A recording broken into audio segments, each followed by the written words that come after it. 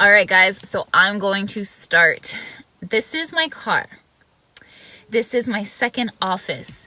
I essentially conduct surveillance. So far, so good. Thank you, Chantal.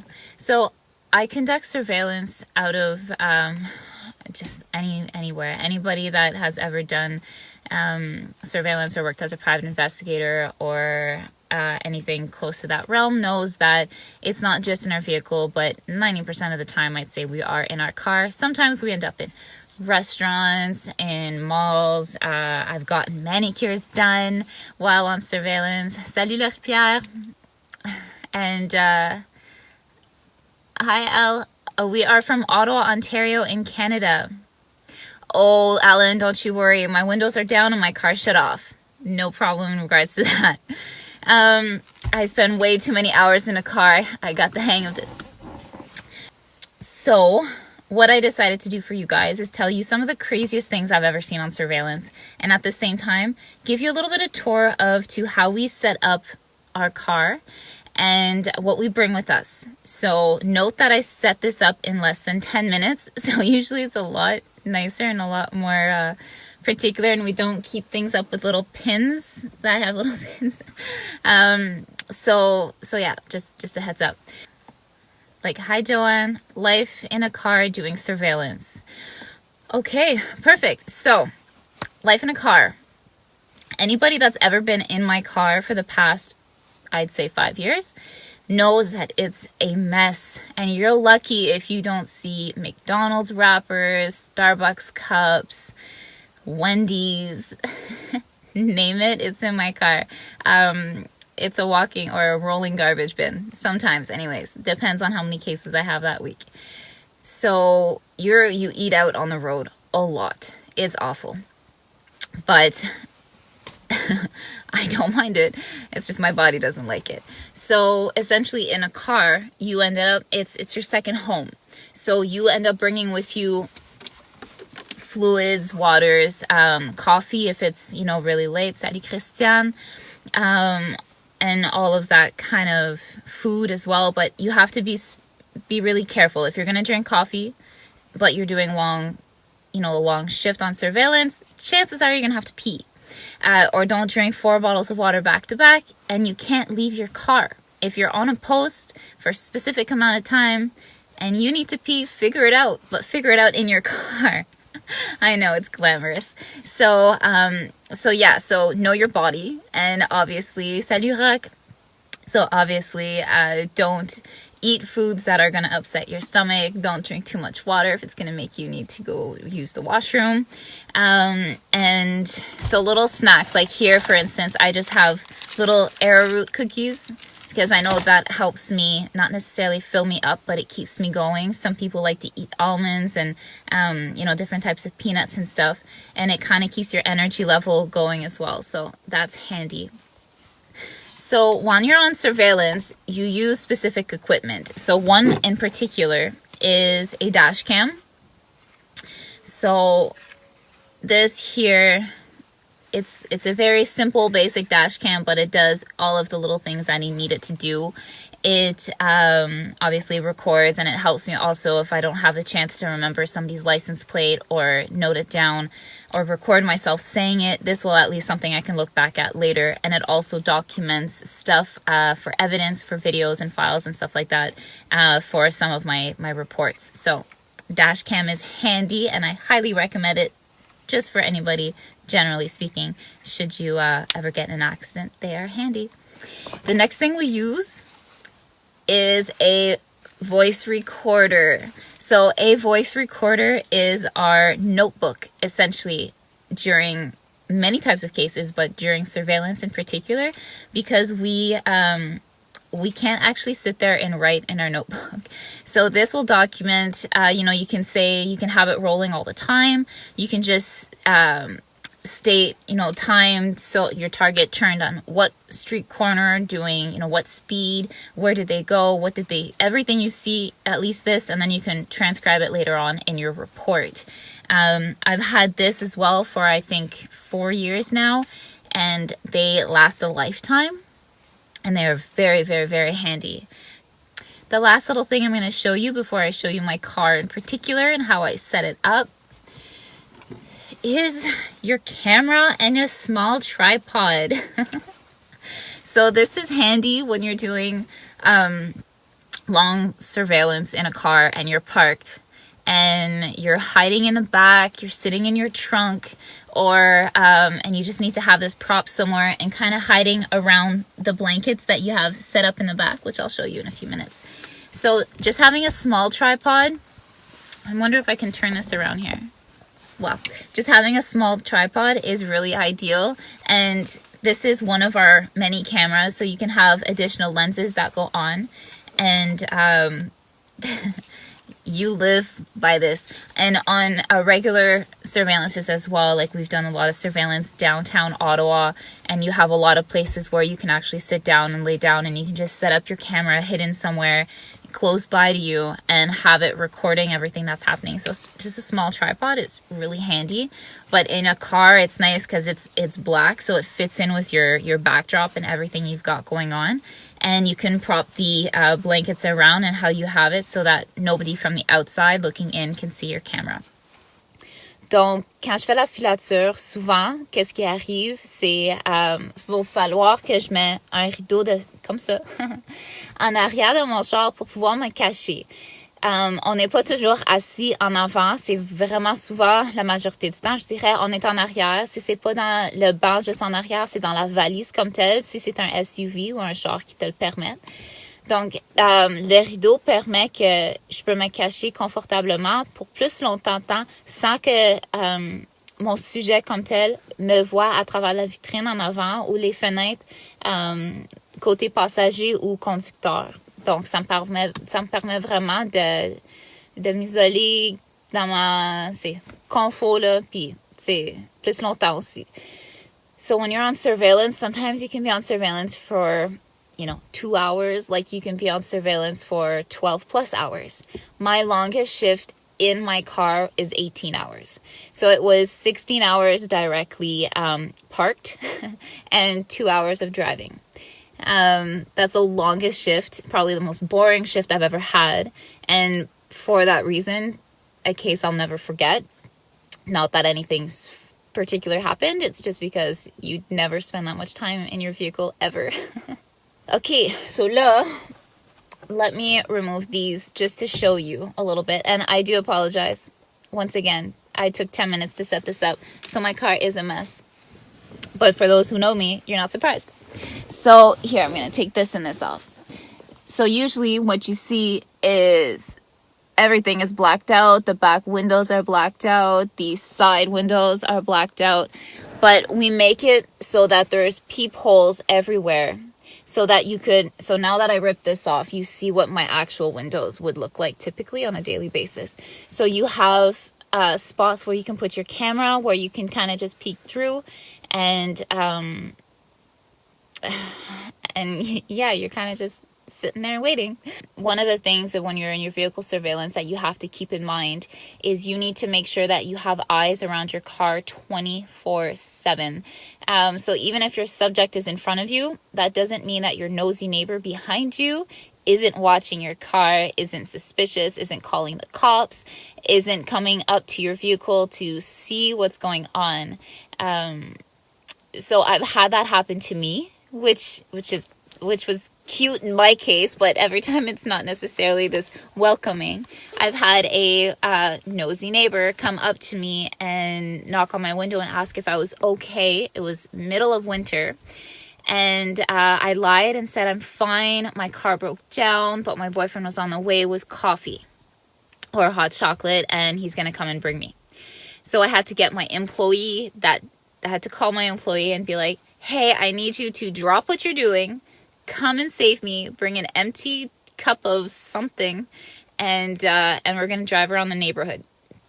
So that's what we did. But she welcomed me inside her home if I wanted to go in. She was really sweet. That's not always the case. A lot of times police do get called if the individual that's doing the surveillance is not doing it properly. Okay, I'm going to put you back here, so bear with me. So I mentioned that my car was shut off in the middle of winter. That's really important, because what people don't realize, and what is really, for a lot of people, the worst part about doing surveillance, whether it's summer or winter, is we don't have the luxury of keeping the heat on in our car during the winter, and we don't have the luxury of putting our air conditioning on during our heat waves in the summer. So, and if it's winter time, you have to get there a certain amount of time beforehand so that your car cools off completely. Because if it's snowing, we need to have the snow accumulate on your vehicle so that it looks like you've been parked for a while and not that you just showed up. And during the summer, depending, you might be able to have like, you know, a little bit of air coming through and your windows down and all that kind of stuff, but you can't have your car on with AC blowing. So there's also little fans, and I have one inside, I should have brought it out, but little fans that are battery operated that just blow fresh air for during the heat waves that we do end up getting. And people that smoke, typically during the summer you can kind of pull it off, but during the winter time you can't smoke on surveillance in your car, because as soon as you put the window down, you see the smoke outside. It's very evident that there's somebody in the vehicle. So private investigators that smoke kind of have a harder time during the winter. Actually, well, in Canadian winters anyways. It's not the case everywhere. And same thing for the winter time. If it's snowing and you're trying to just leave your car and come back in quickly, or however you're trying to do it, you have to keep in mind your footsteps. So it's evident that somebody left your vehicle and came back, but then didn't leave again. Like, you have to kind of really think of everything. And which is why I said a while ago, if you really have to pee, find a way to do it. Like, I know some of my investigators, men have it much easier, but use bottles and different types of things. There's things that women can buy to facilitate that. But I was definitely not kidding about that. You figure it out. Okay, so is there any questions on life doing vehicle surveillance? I can answer those, and then I will jump on and tell you about some of my stories that I decided to write myself, a couple of them here. Do you ever have to change your look in the car? Oh, yes. Yes, a lot. So it really depends, because sometimes when you leave, how do I explain this? So when you leave to go for surveillance, you prep a bag. You prep a bag of various things, depending also on your subject and so on and so forth. If you know your target in particular goes to the gym, or may go out to a fancy dinner, or may go out clubbing, you have to make sure that you have everything you need in your car in order to fit those particular places, locations. So I'm not going to show up at a gym to do surveillance wearing high heels and a miniskirt. So you really need to quickly be able to change between your costumes, depending. And sometimes also you may have to end up wearing a wig, change your makeup if you have to, like if you're going somewhere fancy and let's say you're dressed to go to the gym. You got to doll yourself up. You really got to look the part, and your car is your change room, essentially. Sometimes you may be lucky if they do end up going to the gym. You can go in and you can change yourself there for the potential what's next, but you never know where you're going to end up on surveillance. Even if you know their schedule, it doesn't mean they're going to follow it. If their partner is the one hiring you and they tell you what their plans are, it doesn't mean that's what they're actually going to do. So you just have to be ready for everything. Is evidence from surveillance admissible in court? Is evidence? Yes, absolutely. It's mostly why we're hired. For instance, divorce cases and custody battles, most of the time, for those particular cases, they need us to conduct surveillance in order to help them in court. And sometimes what that is when we are brought in court in order to testify to our findings, or provide an affidavit in order to be there on our part, instead of having us swear in person. How about your car? I imagine nothing should stand out. You're right. Okay, so your vehicle. There's a reason why I drive a silver SUV. So, hi Will. Thanks for joining in. So the reason why I drive a silver SUV is because you will see the same make and model of my vehicle 20 times in a day, easily. And that's pretty much a winner for any private investigator. You need to make sure that your car doesn't stand out. You can't have specific stickers. You can't be wearing yellow. Your car can't be wearing. Don't paint your car. Salut Eric. You can't be, driving a yellow sports car, a Mustang, or, something like those people that soup up their Honda Civics. Don't surveillance. Also on that note, Chantal, it's your license plate. So have just a very generic license plate that they provide you at the, with, I guess for this case, Service Ontario. But don't have something that words. We as private investigators, when we have to follow somebody that has a license plate that is like, for instance, their first name or a word in particular, they are the easiest people to do surveillance on, because that way we don't even have to stress about the car. As soon as we spot the license plate, it's the first thing that stands out. So if they are parked at a mall with hundreds of other vehicles that look the same, it'll take us minutes to find their vehicle, as opposed to if they just had a generic plate and we had to actually look at every number and letter that shows up. This is not TV private detective show. Right now what we're doing on a weekly basis is just a live event during the pandemic in order to entertain people and teach a little bit about what private investigation is here in Ontario. And our actual TV show is going to be on television and not on Facebook live events. And it's going to be much different. We are going to have, you'll have my employees, office settings, real cases. You're going to see us working. You're going to see also some of my private life and going on adventures, and it's a lot different than these little Facebook lives that I do once a week. This is for pure entertainment, for pure publicity, also for the show, to get people interested in what private investigation is and what the sleuth really entails and who I am as a person. Michelle, you asked, have you or a team member ever fall asleep during surveillance? I have not. Luckily, I'm usually really, really, really alert on surveillance. You get your highs and lows. You go through adrenaline, and then you go through moments of complete boredom. So you definitely have those moments where you'd rather sleep, but I've never done it. But I'm very passionate about surveillance, so it doesn't bore me to that. Salut Mathieu. So me, no. That being said, my employees, I hope they all say no to that, because if they have, I'm not aware, and they probably shouldn't tell their boss that they fell asleep during surveillance. But from my knowledge, no, they have not. Usually they're put on pretty interesting cases, or if they're on long shifts, I have them switch out frequently so that they're not in their car for very long at a time by themselves, because I do know it does get boring, especially nighttime or really early in the mornings. Oh, Eric, with today's technology, are you able to use GPS locations, open Bluetooth modes on cells to search histories, texts, and calls, basically see phone activity from other devices, or just use Google and Facebook automatically searches things you searched or said?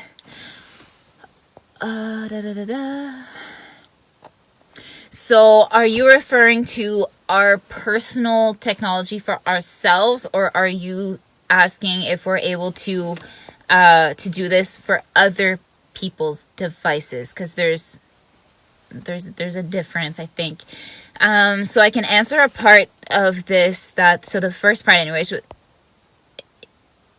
yes, for our own technology.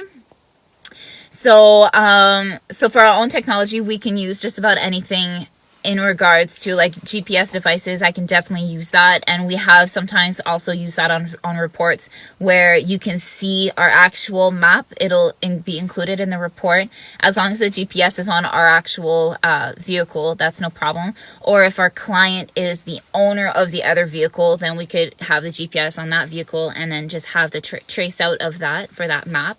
For phone activities and stuff like that, we intertwinedly, depending, also have various applications and stuff that we use in order to keep history of all of our stuff in regards to our cases. So that is definitely something that we use.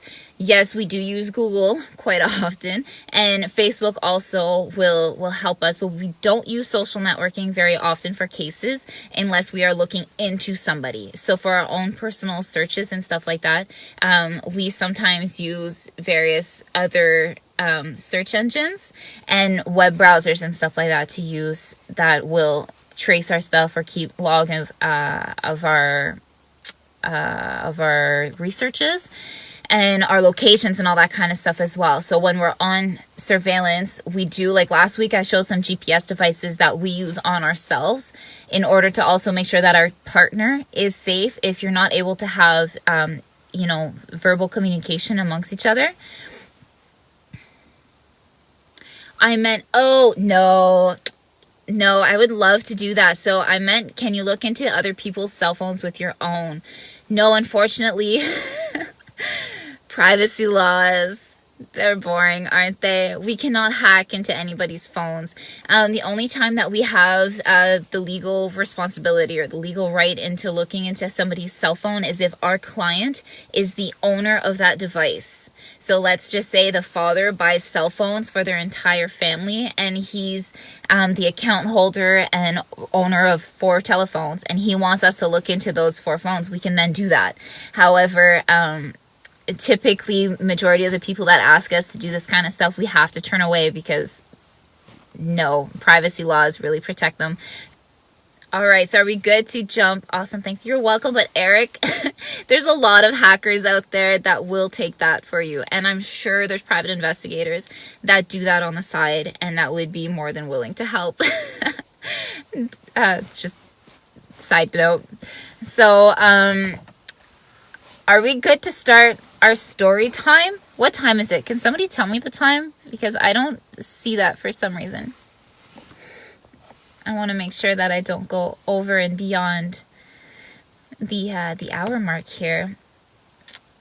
Okay, so on va commencer avec les histoires qu'on a ici. J'ai hâte de vous dire. Puis si quelqu'un peut, it's 7:43. Thank you, Lynn. Appreciate it. Okay, so one of the thank you, all of you. So one of the first things that I'm going to say is not about me being on surveillance, but it's somebody actually doing surveillance on me. So when I first started, and Chantal could probably attest to this, Chantal is my mom, ladies and gentlemen.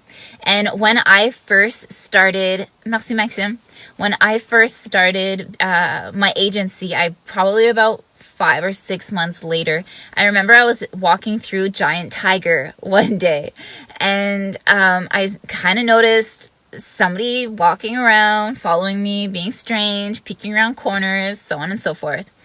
And anybody that also knows me knows that I shop like this. There's no method to my madness. I don't go in with a list. I don't go through every aisle. I will, think last second to go all the way back to the beginning and start over. So when somebody follows me, it's really, really obvious. And I'm also trained in surveillance, and I actually teach surveillance training, so I could pretty much spot you. And so that being said, when I did figure that somebody was following me, the first thing I asked was, I stopped them. We were side by side in a particular aisle, and I asked right away, hi Andrea, who do you work for? Why are you following me? There's really no reason at that point in time to be, conducting surveillance on me. And then turns out it was another agency that was conducting surveillance on me just to see who I was, and I guess doing their own kind of market research. I'd have no idea. But I was so proud of that moment that I called my mom, and I'm like, Mom, I made it. Somebody is willing in the industry to conduct surveillance on me because obviously they think I'm a threat, or they need to figure out who I am or what I do. And I called my mom right away, and I told her that this is the weirdest thing that's ever happened to me, and I'm kind of proud of it. So that was the first and real only time that I've ever been under surveillance, and so I thought that was fun. Okay, so other things that I've seen during surveillance is double lives. This is something that happens still quite frequently, and it's really freaky because you don't know what that double life is going to entail yet. And also, whatever you find, you have to tell the partner of the person that you're following, right? Like your client, essentially. So one case in particular was a super emotional case, really like hurt us to the core. Anybody that worked on that case, we will always remember. It was a partner in a relationship, married with children, that would leave to go work a couple days a week, and would actually skip on work and end up out of town to see their other partner with their other kids. So this individual has been doing this for obviously years. The other kids, which were his biological children, were over the age of 5. And it was only in a recently to when I was hired, where the client was wondering what was going on and was contemplating divorce at that point. So things were just rocky in general. And so wanted to make sure, that he wasn't cheating and all that kind of stuff. And turns out that we caught an entire double life that had lasted well over 5 years at that point.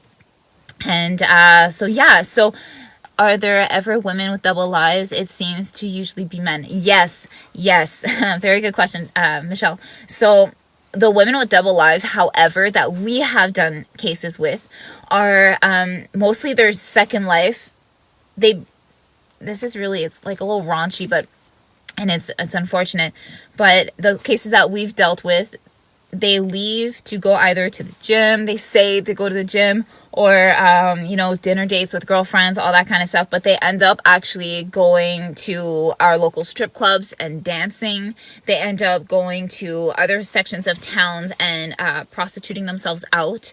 They end up, even some of them, they're just hiding completely other jobs that are, even just in the restaurant business and stuff like that. So that does happen. However, the majority of the ones that we have had, they're just completely hiding this other personality that they have.